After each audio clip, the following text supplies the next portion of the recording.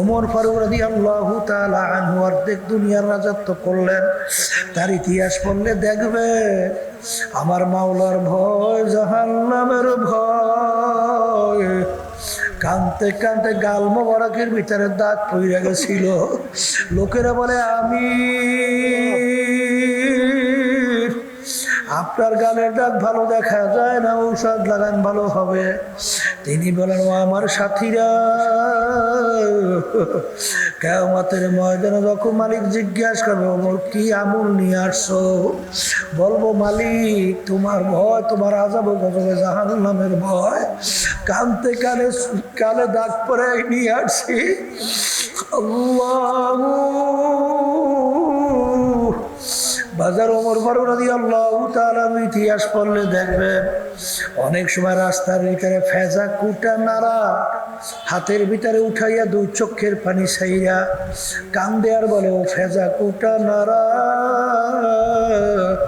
তুই আমার চেয়ে অনেক ভালো, কারো তুই মাটির সঙ্গে মিলে যাবি, তোর কোনো জাহান্নামও নাই, তোর কোনো হিসাব নিকাশও নাই। কিন্তু আমি ওমর মানুষ, কিয়ামতের ময়দানে আমার উঠতে হবে, মালিকের দরবারে হিসাব দেওয়া লাগবে। আমি ওমর কিভাবে হিসাব দেব? আরে ও ফেজা কুটা নারা, তুই আমার চেয়ে অনেক ভালো। বাজান আমার আব্বাজান বলতেন যেই মামলার তদবির নাই ওই মামলারও কিন্তু খালাস নাই। ওসমান গনি রাদিয়াল্লাহু তাআলা আনহু বাংলাদেশের মতো প্রায় 350 দেশের রাজত্ব করছিলেন। তার ইতিহাস পড়লে দেখবেন অনেক সময় কবর দেখলে এমন ভাবে অঝরে কান্না শুরু করতেন। কানতে কানতে অনেক সময় দাঁড়ানো অবস্থায় ঠাস করে বইসা পড়ত। লোকেরা বলে আমি কবর দেখলে আপনি এরকম কেন অস্থির হইয়া যান? তিনি বলেন ও আমার সাথীরা, আখিরাতের যেই কয়টা ঘাটি তার প্রথম নম্বর ঘাটি হইল কবর। এই কবরে যার সঙ্গে ভালো ব্যবহার হবে সামনের ঘাটিতেও ভালো ব্যবহারের আশা করা যায়।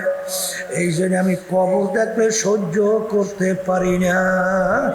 বাজার আল্লাহর ওলিদের ইতিহাস পড়িয়া দেখো, বড় পীর আব্দুল কাদের জিলানী রাহমাতুল্লাহি আলাইহি বাজার একদিন মাওলার ঘরের সঙ্গে মাথাটারে টাকায় আর দুই চোখের পানি ছাইরা কাঁদে, আর মালিকের দিকে হাত উঠাইয়া দুই চোখের পানি ছাইরা দিয়া কান্দে আর ডাক দিয়া বলে এ আমার মালিক, তুমি যদি আমাকে মাপ নাই করো কিয়ামতের ময়দানে অন্ধ করে উঠাইও। কারণ দুনিয়ার মানুষ আমাকে বড় পিশাব বলছে।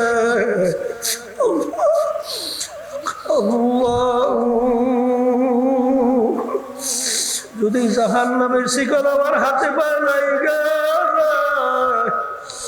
এক তো আযাব, অন্যদিকে লজ্জা। যে যাকে বড় বিশ্বাস বলছিলাম দেখো তার হাতে পায়ে জাহান্নামের শিকল লাগছে, আমি কেমনে কিয়ামতের ময়দানে চেহারা দেখাবো? তুমি আমাকে অন্ধ কইরা উঠাইও। এ দুনিয়াদার পাগল আমার বাবারা, আমার দাদা রহমাতুল্লাহি আলাইহি ইন্তেকালের আগে আগে চৌকির উপরে বসে পাশে কবরস্থান তাকাইয়া তাকাইয়া পোলাপারে মতাও করে চিল্লাইয়া কান্দে আর ডাক দিয়া বলে মালিক যদি মাপ নাই করো ওই অন্ধকার কবরে আমি একা কেমনে থাকবো? ওই কবরে তো বাতি নাই, কবরে তো সাথীও নাই, কবরে বালিশও নাই, বিছানাও নাই, ওই কবরে আমি একা কেমনে থাকবো? এই জন্য আমার বাজানদেরকে বলবো, আল্লাহ রাসূল সাল্লাল্লাহু আলাইহি ওয়াসাল্লাম বলে হে আমার উম্মতেরা, কবর তোদেরকে দৈনিক ডাকে আর বলে হে আব্দুল করিম, রেজাউল করিম, রহিমা খাতুন, আনা বাইতুল ওয়াহদা, আনা বাইতুল জুলমা, আনা বাইতুল জুর। হে আব্দুল করিম, আমি একা একির ঘর। আমি পোকা মাকড়ের ঘর, আমি সাপ বিচ্ছুর ঘর, অন্ধকারের ঘর। এই জন্য আমার বাজানদেরকে বলবো, পর্দারে মা বোনদেরকে বলবো, আজকেও একজনে বলতেছে আল্লাহু আকবার। চরমনায়ের মুজাহিদ ছিল, আল্লাহু আকবার দাফন করার পর কয়েক বছর পরে মাথার দিক দিয়া যখন ভাঙ্গল কবর ভেঙে গেল, কবরের ভিতর থেকে ঘেরান আসতেছে, তাকাইয়া দেখে কাপনের কাপড় সহ লাশ যেইভাবে দাফন ওইভাবে পইরা রয়েছে। আজকে একটু আগেও বলতে আসছিল, আল্লাহর বান্দারা, আমি গত সফরে কুড়িগ্রাম জেলার গেছিলাম। আল্লাহু আকবার। আরে রৌমারিতে ওই কুড়িগ্রাম জেলায় চরমনায়ের মুজাহিদ ছিল, অনেকে তাকে ঘুঘু মুন্সি কইয়া ডাকতো, আসলে তার নাম ছিল বশির উদ্দিন মুন্সি। বাজান দুনিয়া থেকে বিদায় নিয়ে কবরে যাওয়ার পরে নদী ভাঙ্গলে যখন তার কবর ভাঙিয়া গেল 32 বছর পরে, কাপড়ের কাপড় সহ লাশ তাজা বের হইয়া আসছে। অনেক জাতীয় পত্রিকায় ছবি সহ দিয়ে দিচ্ছে, অনেকেই দেখছেন।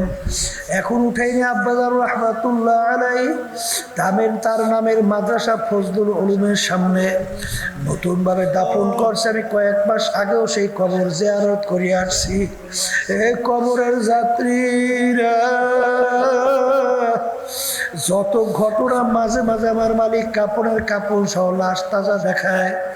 নেককার পরহেজগার আল্লাহ ওয়ালা ছাড়া দেখা যায় না। ইরাকের দাজদা নদীর কিনারে 2 সাহাবায়ে কেরামদের লাশ মুবারক 1400 বছর পরে পাওয়া গেছে, একেবারে দিব্যি তাজা, মানে এখন শাহাদত বরণ করছে। বাজার তাদের চক্ষু ছিল খোলা, এমন তেজ চোখের দিকে তাকাইলে অনেক মানুষ বেহুশ হয়ে পড়ে যাইত।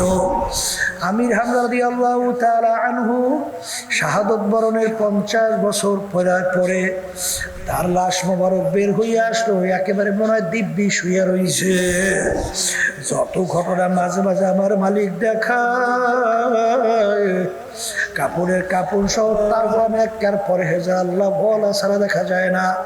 আবার কত কবরের সাপ দেখা যায়, আগুন দেখা যায়, চেহারা শুয়ারের চেহারা হয়ে পড়ে আছে, নাভিস্থান পর্যন্ত জিহ্বাটা টাইনা ঝুলাইয়া রাখছে।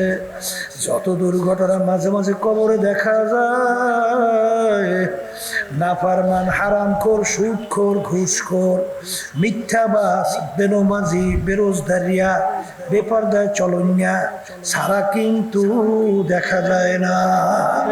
এই জন্য আমার বাজানদেরকে বলবো, পর্দালাই মা বোনদেরকে বলবো, আল্লাহকুমুত তাকাসুর হাত্তা যুরতুমুল মাকাবির। আমার মালিক বলেন আরো আরো আরো আরো, কিন্তু কোনোদিন শেষ নাই, কোনোদিন শেষ হবে না।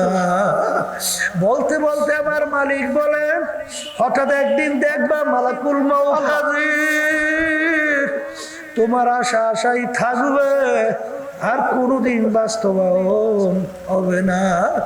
এই জন্য আমার ভাইদেরকে বলবো, পর্দারে মা বোনদেরকে বলবো, আমার মালিক যখন মাহফিলে নিয়ে আসছেন, আমার মাওলা বড় মায়ার মাওলা, আমার মালিক বড় দয়ার মালিক। যদি মাপ চাওয়ার মতো চাইতে পারো, আমার মালিক শুধু তোমাকে আমাকে মাফ করবেন তাই না, এমনকি গুনাহকে নেকের দ্বারা পরিবর্তন কইরা দেবে। আল্লাহুম্মা আমিন। হে ঘরের মেয়ে লোকেরা হাত উঠাও, গুনার কথা মনে করো, 2 চোখের পানি ফালাও, আমার মালিকের দরবারে কান্দ আর মাপ চাও। যদি কান্না না আসে, মন কি জোরে একদিন এই ঘরের দরজা দিয়া নতুন বউ হয়ে উঠছিল রে মন। কত মেয়ে লোকে শরবত খাওয়াইলো, কত মেয়ে লোকে বাতাস করলো, আবার এমন একটা দিন আসবে এই ঘরের দরজা দিয়া মরা লাশ হইয়া বের ছেলে কান্দে, মামা করে मैं कानबे मामा করে জবাব তো আর দিবা না। এ আল্লাহ, আপনি তো মাঠে দিয়ে চাইয়া দেখে আল্লাহ আপনার বান্দারা কিভাবে কাঁদবে। মালিক আমাদের ছেলেও মরে নাই, মেয়েও মরে নাই, গুনাহ করে বসছি রে,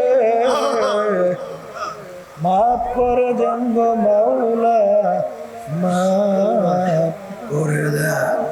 আল্লাহর বান্দারা জোর করে কান্দে, জোর করে কান্দে।